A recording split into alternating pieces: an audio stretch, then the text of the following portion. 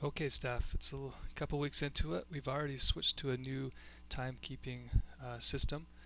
We worked through it last week, but some of you might have had some questions on the workflow or the process to make edits or to do approvals.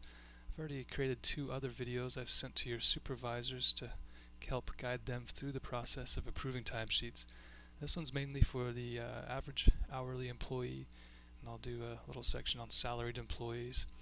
On how to request leave, to make edits, and to approve your timesheet. So this is a paperless system. There's no signatures involved. All you would do is log in. It's your login is the same as your network login. It only works from within UNHS, so you can't really do it off-site yet. Up here is a time clock. And that's the address from a UNHS computer. You go there, type in your username and password, click login. Again, this only works on site at UNHS. We've designed it that way because, it's problems if you were able to remotely sign in. So here I have a few more menus. Yours might be a bit more simplified. You have a dashboard that shows you, if you're a supervisor, any requests that are pending. These are in accounting, so I need to approve some purchase orders and things. But this is the timesheet system. I need to approve 2 things in there. For most of you, though, these will probably not have anything. Your leave balances are over here on the left and the right. These should be accurate, so make sure you keep track of those. Up here I have a menu item under the timesheets menu. Now for the average employee, you're not going to have a whole lot way down here.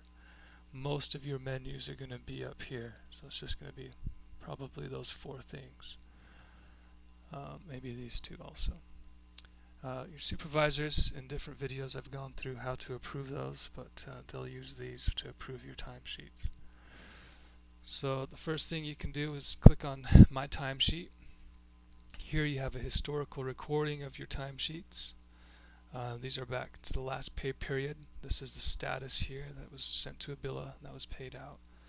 This one's a voided one, that was a test run back in December. So I've already approved mine, but all I would do here, if I double check my timesheet and everything looked good, I would click on this, and it's highlighted yellow.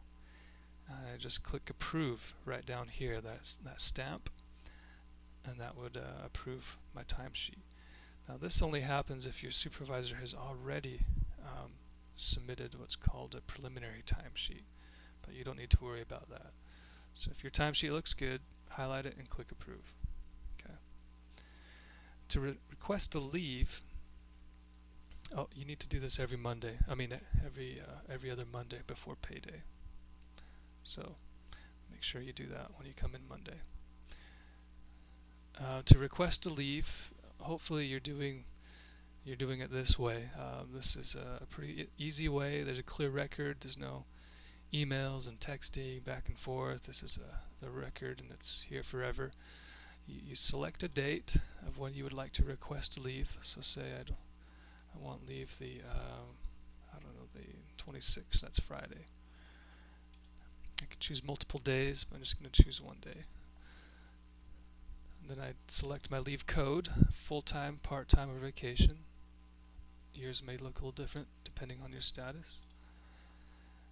We'll just pretend it's going to be PTO. I just need 8 hours all day. I can leave that blank. That's a different category. So for notes, right now our policy doesn't require a lot of specifics, so don't feel obliged to give minute details of what you're doing. In fact, more the generic the better, probably. So I'm just going to leave it requests PTO. Thanks. So once I've typed in something there, I would just click submit, and that would go to my supervisor, and they would approve or deny that, and then it's recorded on my timesheet. Okay, I'm not going to submit that one. There's an old one I've submitted from a couple weeks ago.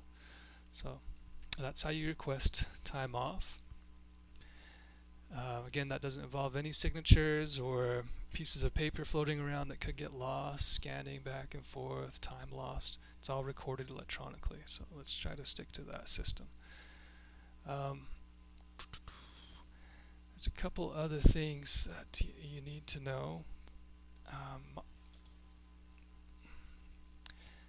There's a mechanism here. If you missed a punch, you could do a manual punch in. There is a time clock history. You would choose the date. You click find, and that would, mine hasn't been compiled for this particular pay period, but if I go back farther, I can find my entries for my time clock. It would be in and out. So mine's salaried, so it looks a bit different than yours, but you would see your in and out entries. Also your paid time and things like that. So you just choose your date range here. I'm choosing the 1st of January to the 15th, and that's what it shows up with. Okay, so that's how you review your time clock history.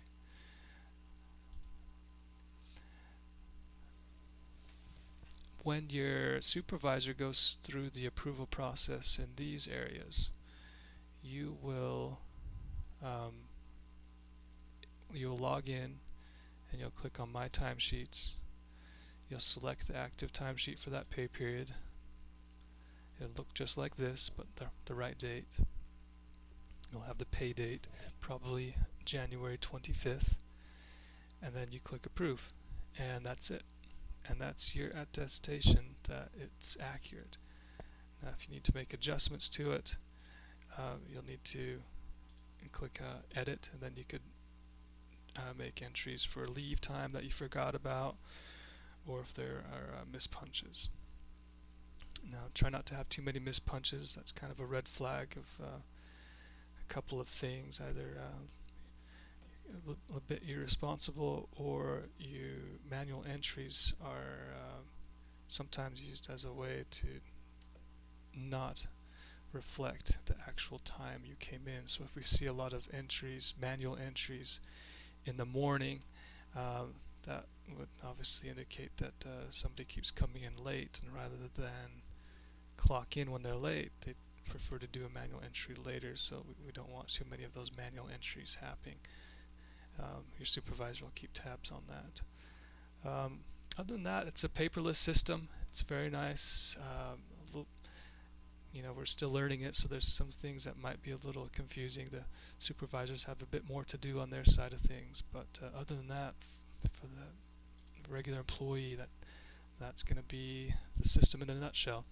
So make sure you have some computer access Monday morning. Make sure that's a priority that you get on this system, and double check your time and make any edits or make leave requests that you need. Okay, Marie Batsini is going to be probably the expert on that, but hopefully your supervisors are really good at it by now and you can ask them questions. William Harrison or anybody in finance should also be pretty good at this system by now, so let us know if you have questions, and we hope you like the more streamlined paperless option for keeping time, and also 100% accurate reflection of your leave time. Alright, thank you. Have a great day.